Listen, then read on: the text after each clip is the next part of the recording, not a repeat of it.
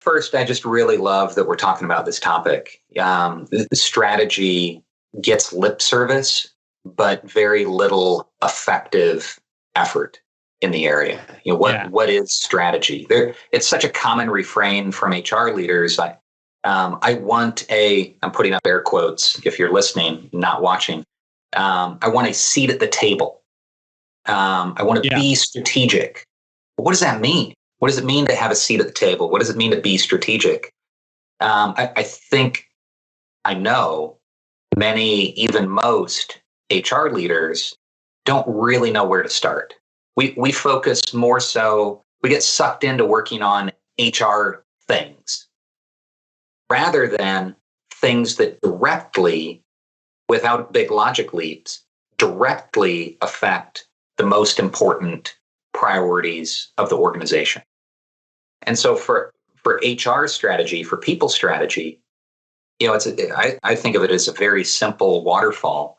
What are the most important goals and priorities of your organization? That should tie directly to the most important goals and priorities of your HR function.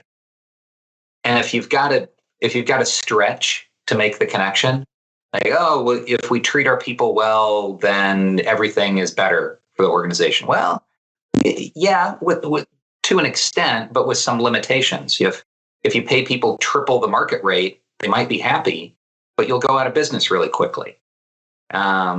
If you spend 80% of your time throwing company events and parties and lavish perks, who's going to get any work done?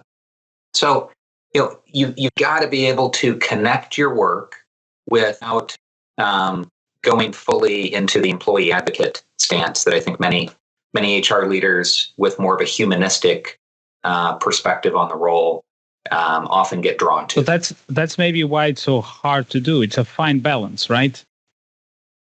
Well said.